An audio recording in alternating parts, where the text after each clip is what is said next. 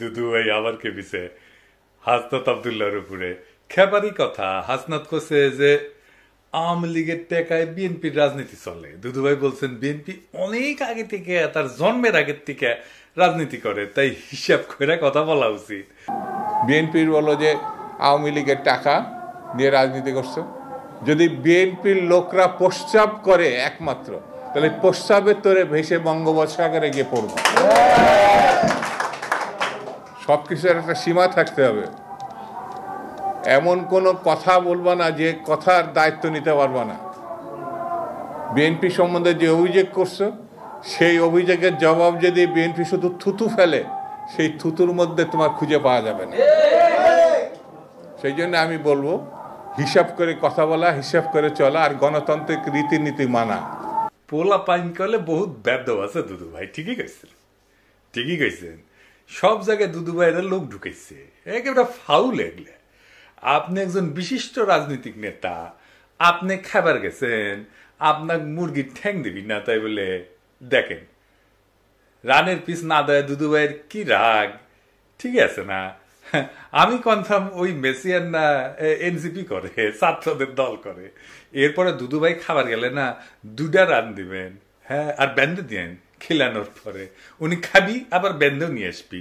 তো আসেন আমরা না ইতিহাস দেখি। দুদু ভাই কইছে মুরব্বী মানুষ তো ইতিহাস দেখা দরকার। তো দুদু ভাই মাঝে মাঝে ফাউল করে আর একটা বাড়ি খায়, কিছুদিন ঠান্ডা থাকে। ওটাই একটা কাজ। বিএনপির জীবনের কি কাজ সেটা অবশ্য জানি না, হ্যাঁ, জানাই কোনো গতি। সে নাকি হয় সহসভাপতি, তো উনি তো সহসভাপতি। তো সহসভাপতি আর বেটা মানুষের দুদু একই জিনিস। বিএনপির দুদু ভাইয়ের কাজও এক, ওনার কোনো কাজ নাই আসলে। বিএনপির মধ্যে ঐতিহাসিক ভাবে আওয়ামীপন্থীরা কাজ করে। পাগলা ফজলু একটা উদাহরণ, হাবিবুর রহমান হাবিব আর একটা উদাহরণ। ওই নাকি জামাত ইসলামের লোকদেরকে মসজিদে ঢুকবার দিবি না, নামাজের ইমামতেও করবার দিবি না। আটঘরিয়ার কোন মসজিদে জামাতের কোন ইমাম কোন মুয়াজ্জিন আযান দিতে পারবে না, জামাতের কোন ইমাম ইমামতি করতে পারবে না। তো এই দুটাই ছাত্রলীগের প্রেসিডেন্ট ছিল। বিএনপির শাহ মোজ্জেম ছাত্রলীগের প্রেসিডেন্ট ছিল পরপর 3 বার। মনিরুল হক চৌধুরী আর এক ছাত্রলীগ, বিএনপি করে। এমনকি পরপর 2 বারের সভাপতি হওয়া কে এম ওবায়দুর রহমান, সেও বিএনপির সাধারণ সম্পাদক ছিল অনেকদিন। তো দুদু ভাই আওয়ামী লীগের টাকা মানে তো আওয়ামী লীগের নেতার কর্মীর টাকা, তাই না? কে এম ওবায়দুর রহমান যখন বিএনপিতে আসে বা অন্যান্য ছাত্রলীগের নেতারা যখন বিএনপিতে আসে, তার টাকা পয়সা কি আওয়ামী লীগকে ফেরত দিয়ে আসে নাকি নিয়ে আসে?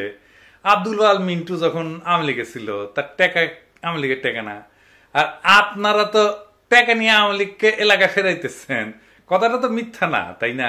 তাই বিএনপির মধ্যে আওয়ামী লীগের টাকা আছে তো, কথাটা সত্য তো। 71 টিভির দখল কে নিছে? হ্যাঁ, কে নিছে? বুলু ভাই নিছে তো। আর টিভির দখল কে নিছে? আর কইলাম না। এস আলমের সাম্রাজ্য কে দেখতেছে? সালাউদ্দিন সাহেব দেখতেছে। সামিটে যায় কে বসতেছে? হ্যাঁ, আপনাদের কোষাধ্যক্ষের ছেলে বসতেছে। হ্যাঁ, দখল করতেছেন সবকিছুই। দেখেন ভ্যান চালকের জমিও তো বাদ দিতেছেন না। 1200 বিঘা চিংড়ি ঘের দখল করেছেন। হ্যাঁ, আর দেখামো এডিটর সাহেব দেখাবো না। আচ্ছা ঠিক আছে, আজকে বাদ দিই, আজকে না দেখাই। বিএনপির যত দখল সে নিয়ে আলাদা এপিসোড করবো নি। এইটা সাহেব কি কর না কি? ঠিক আছে, আচ্ছা ঠিক আছে, এডিটর কইছে ঠিক আছে। তবে দখল নাকি ন্যায্য অধিকার ফিরে পাওয়া, মির্জা ফখরুল বলছে। এটাতে দখল বলা ঠিক না, আমি বিশ্বাস করি নাই যে এটা কইছে মির্জা ফখরুল ভাই। কিন্তু বিএনপির ভেরিফাইড টুইটার অ্যাকাউন্টে এটার প্রমাণ আছে। দেখেন এডিটর সাহেব দেখে দেন এটা যে ভেরিফাইড টুইটার অ্যাকাউন্ট, এটা দেখে দেন। আওয়ামী লীগের মিছিল করে দিতেছে আপনাদের লোক। আওয়ামী লীগের লোক ছাড়া আপনাদের বিএনপি কার্যালয়ের উদ্বোধন হয় না। দেখেন যে কটা জায়গায় আওয়ামী লীগ মিছিল করেছে সেইগুলো স্থানীয়ভাবে বিএনপির টাকা দেওয়া হচ্ছে, আমরা খবর পেয়েছি, আমাদের কাছে সব খবর আছে। 2-1 জায়গায় বিএনপি ধাওয়া দিছে সত্য, তবে এগুলো স্থানীয় অ্যারেঞ্জমেন্ট। আমি জানি না টাকা না পেয়ে ধাওয়া দিছে কিনা, সেটাও হইতে পারে। আমার ক্ষুদ্র ভ্রাতার ভগিনী দেখই আওয়ামী লীগ এখন নিষিদ্ধ সংগঠন, মিছিল করতে দেখলে একাই আগায় যাবেন, একা থাকলেও ধাওয়া দিবেন। একা ধাওয়া দিবেন, দুই হাতে দুইটা ইটে নিবেন, ইটে নিয়ে ধাওয়া দিবেন, এটা মিছিলে ধাওয়া দিয়ে দেখেন এগুলো ভিতর ডিম। আপনি একলা ধাওয়া দিলে পলাবে, লিগে রাখতে পারেন, মাইরা হাড্ডি গুঁড়া গুঁড়া করে তেনা বানাই দিবেন, কিচ্ছু হবে না আপনার। নিষিদ্ধ ঘোষিত দলরে মারি দিচ্ছেন, বাড়ি দিচ্ছেন, কিচ্ছু হবে না। আমি দায়িত্ব নিলাম, কিছু হইলে আমাক কবেন, আমি দেখবো। আসলে বিএনপি হয়েছে কি, বিএনপি করে আওয়ামী লীগ, বিএনপি আওয়ামী লীগ করিচ্ছে। এই বিএনপির আওয়ামী লীগ করা নিয়ে কথা বলি।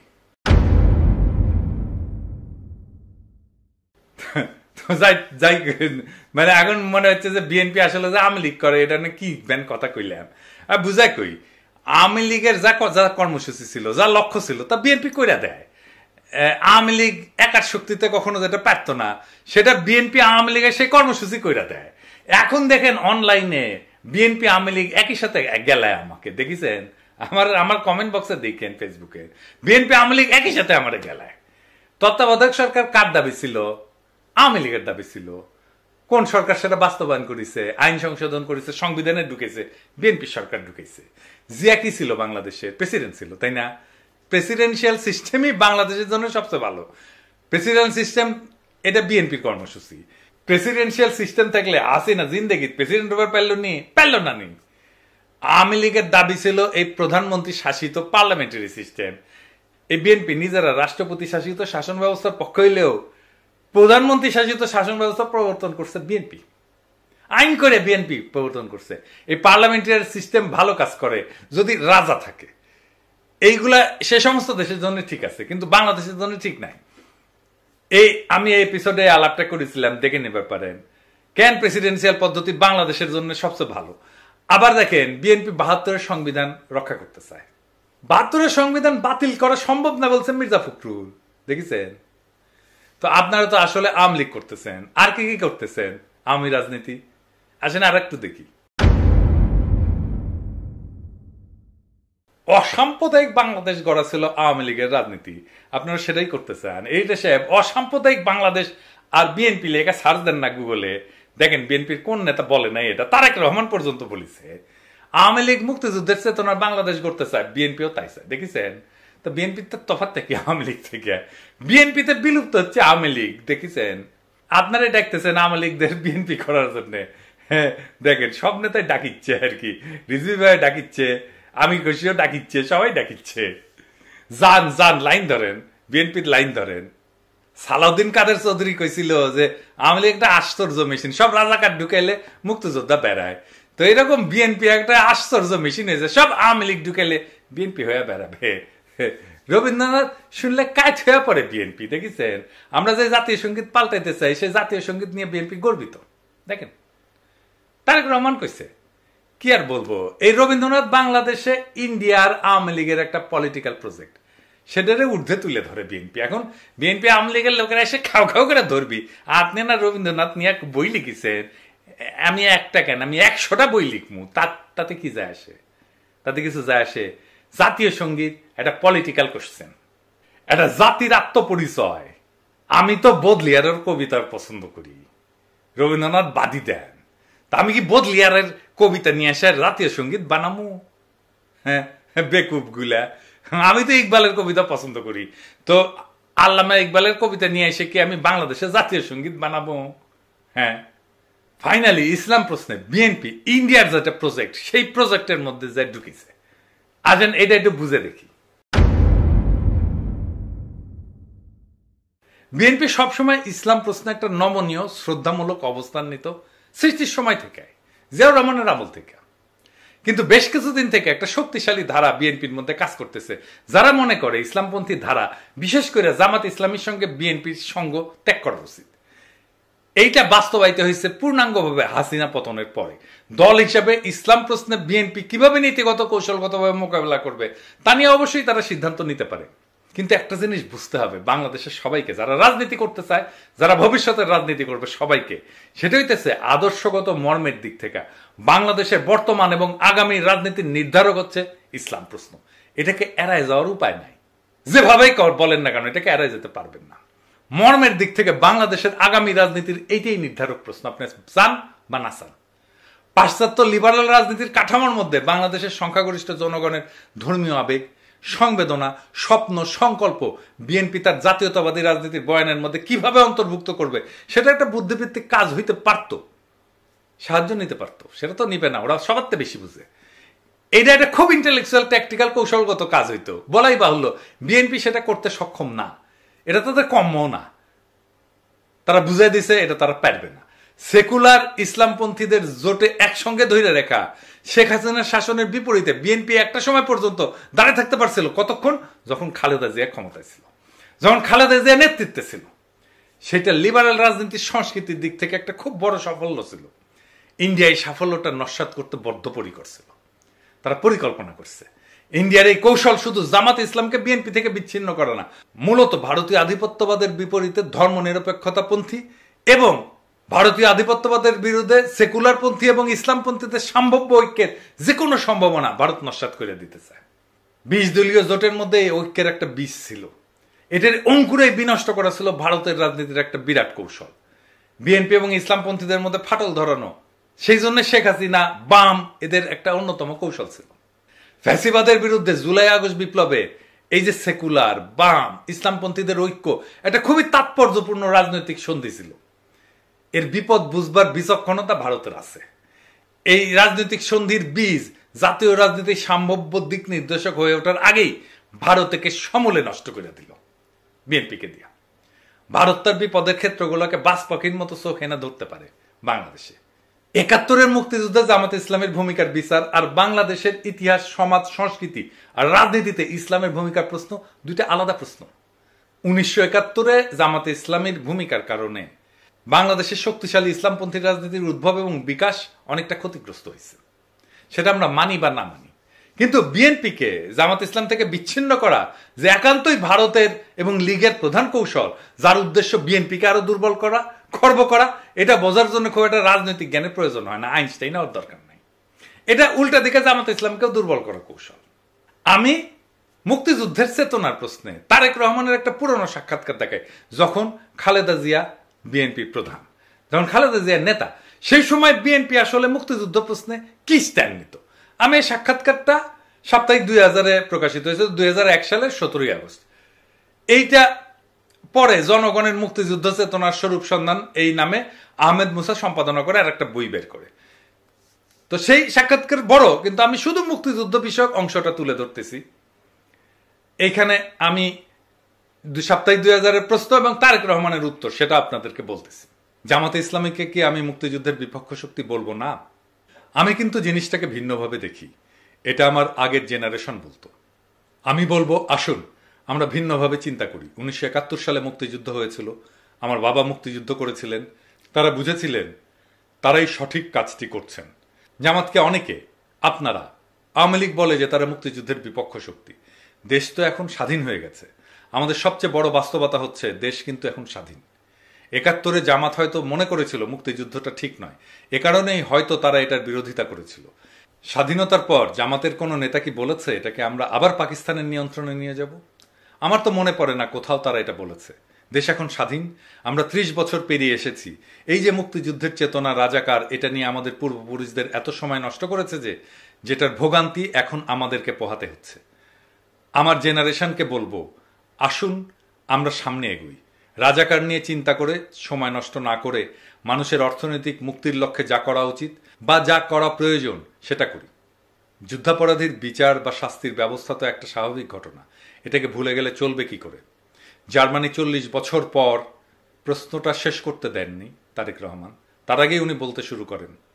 জার্মানি 40 বছর পর নাৎসিদের বিচার করেছে। 40 বছরে তারা প্রথমে দেশের প্রতিটি মানুষের বাসস্থানের ব্যবস্থা করেছে, কর্মসংস্থানের ব্যবস্থা করেছে, তারপরেই তারা এটাতে গেছে।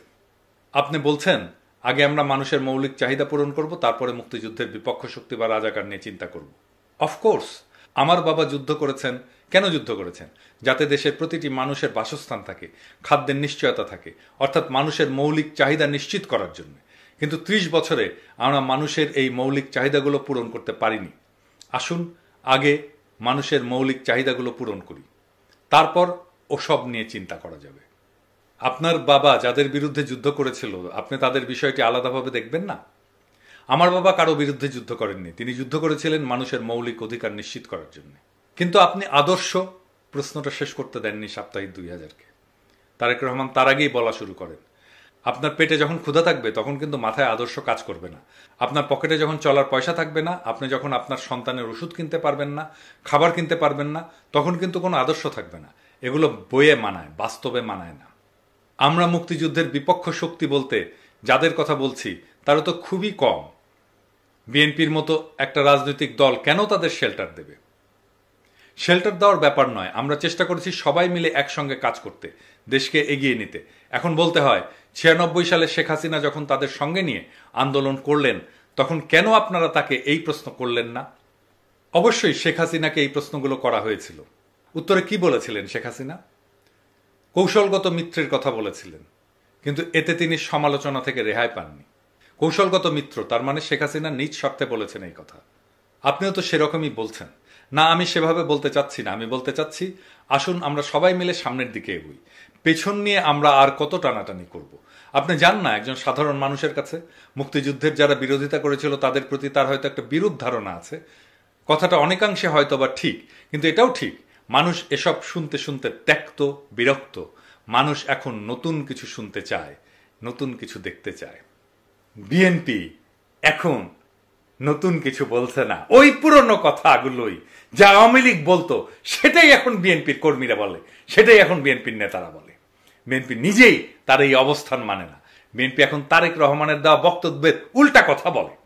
এই বিএনপি কার খপ্পরে পড়ে এই রাজনৈতিক অবস্থান নিল সেটা কি বিএনপি স্পষ্ট করা উচিত না? নাকি সেই সময় তারেক রহমান সেটা ভুল বলছিল? বিএনপি যদি এর ব্যাখ্যা দিতে না পারে তাহলে তো আপনি ওই দলের কোনো কথাতেই আস্থা রাখতে পারবেন না। ওরা ক্ষমতায় যে যা খুশি তাই করবে, আগের সব কথা উল্টাই দেবে, তাই দিচ্ছে।